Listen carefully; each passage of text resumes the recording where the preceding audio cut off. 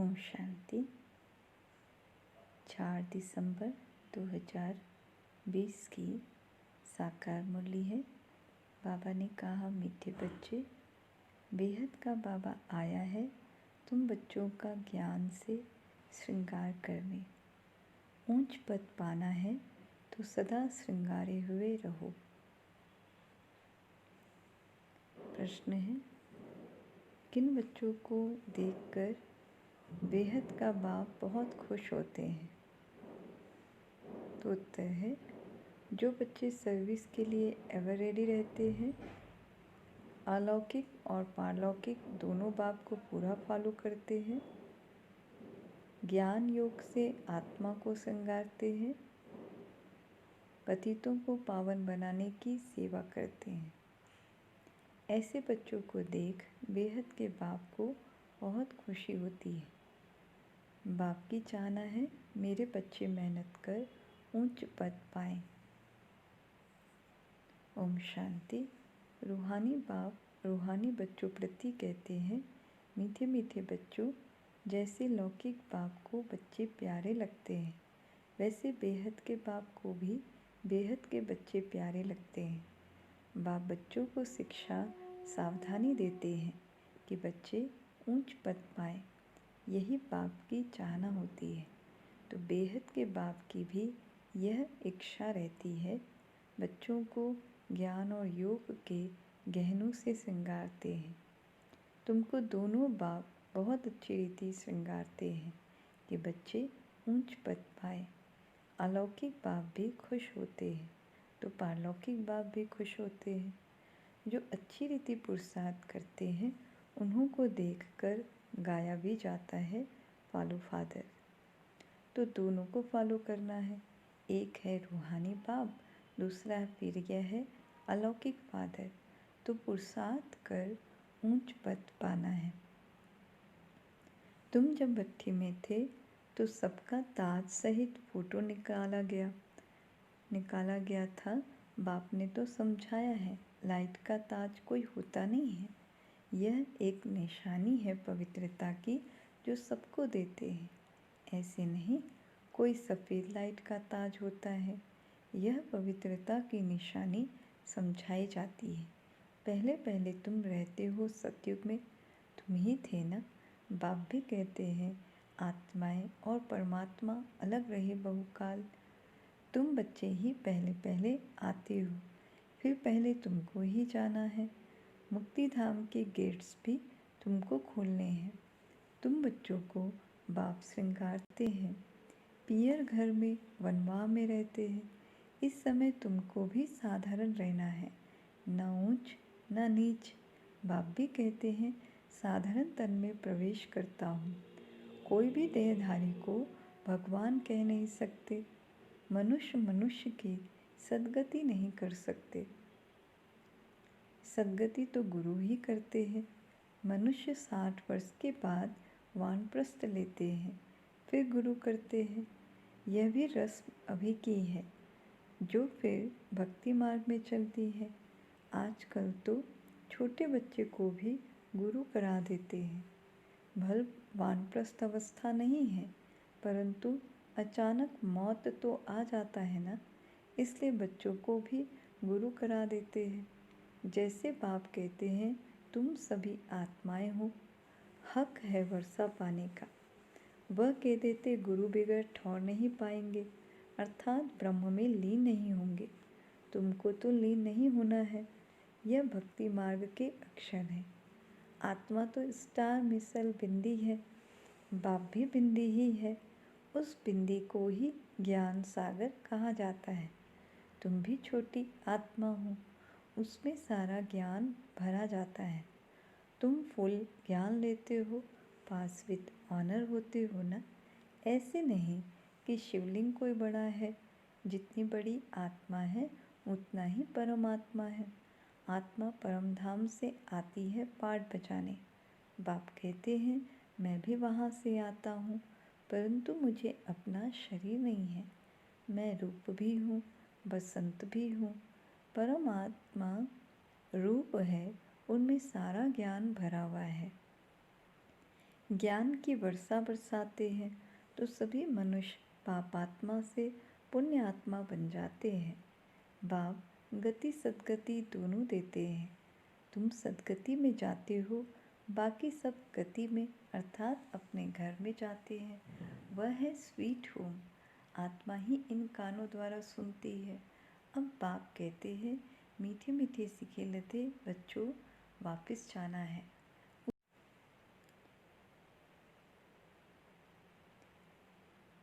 मीठे मीठे सीखे लते बच्चों, वापस जाना है। उसके लिए पवित्र जरूर बनना है।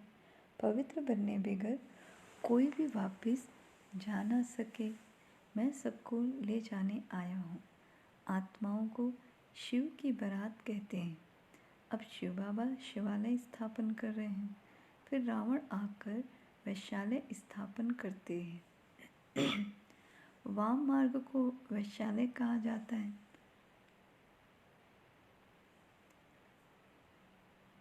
बाबा के पास बहुत बच्चे हैं जो शादी करके भी पवित्र रहते हैं। सन्यासी तो कहते हैं ये हो नहीं सकता जो दोनों इकट्ठे रह सके।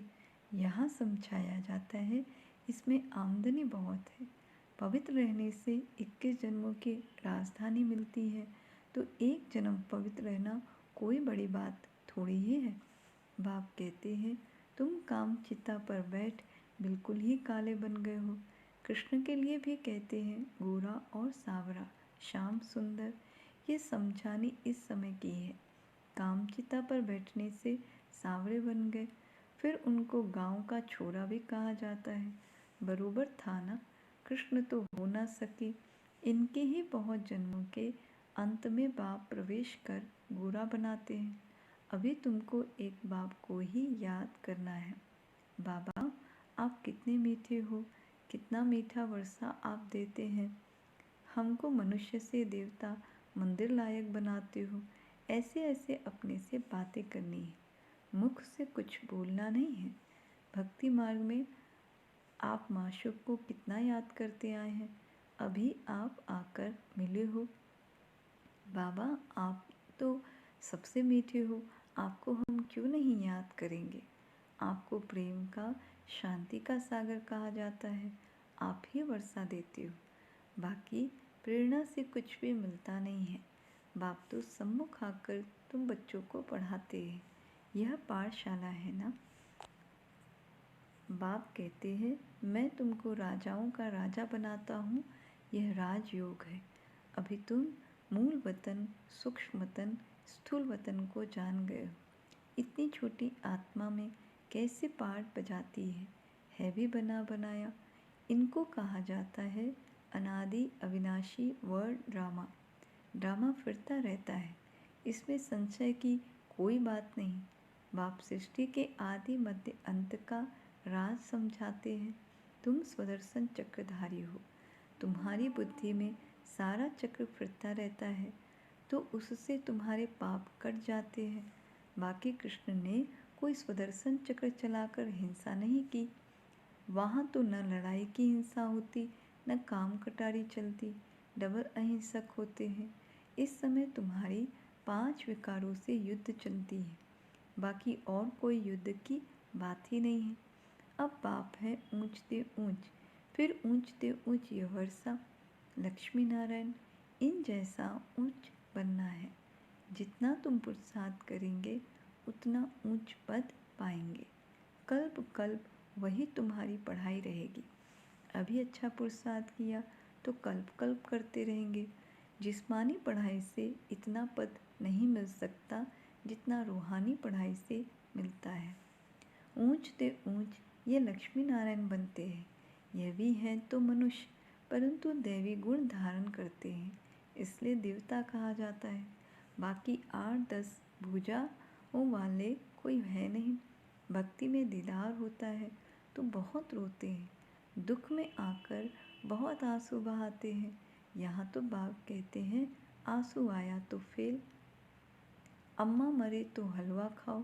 आजकल तो बॉम्बे में भी कोई बीमार पड़ते व मरते हैं तो बीके को बुलाते हैं कि आकर शांति दो। तुम समझाते हो आत्मा ने एक शरीर छोड़ दूसरा लिया, इसमें तुम्हारा क्या जाता?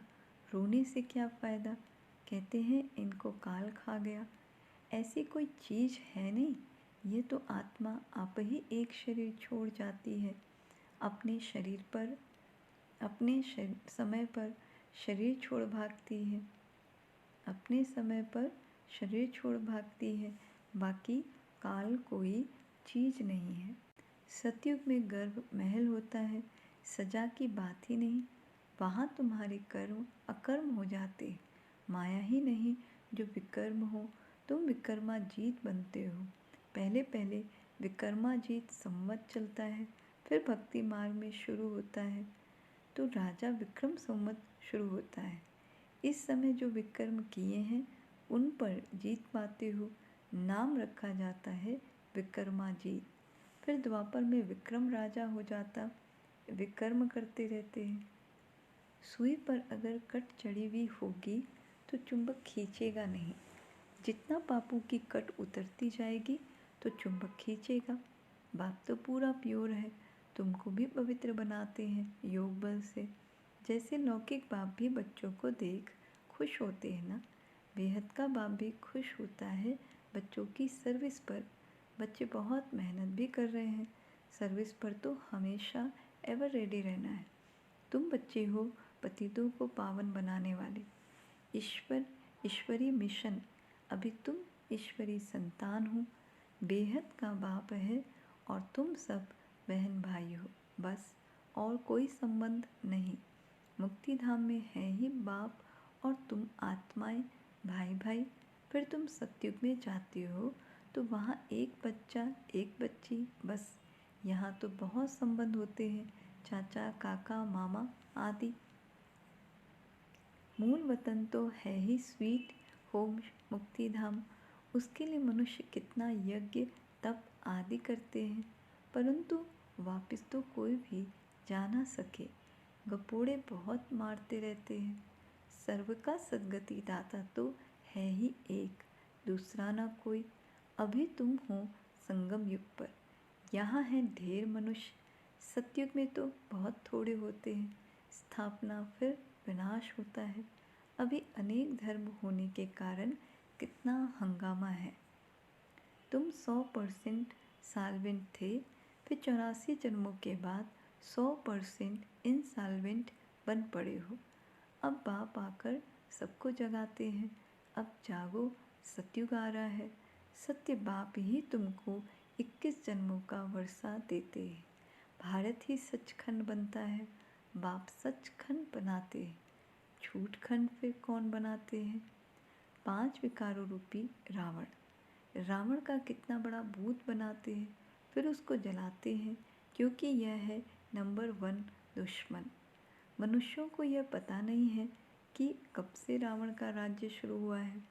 बाप समझाते हैं आधा कल्प है राम राज्य, आधा कल्प है रावण राज्य। बाकी रावण कोई मनुष्य नहीं है जिसको मारना है। इस समय सारी दुनिया पर रावण राज्य है। बाप आकर राम राज्य स्थापन करते हैं, फिर जय जयकार हो जाती है। वहाँ सदैव खुशी रहती है, वह है ही सुख धाम। इनको कहा जाता है पुरुषोत्तम संगम युग। बाप कहते हैं इस पुरुषार्थ से तुम यह बनने वाले हो।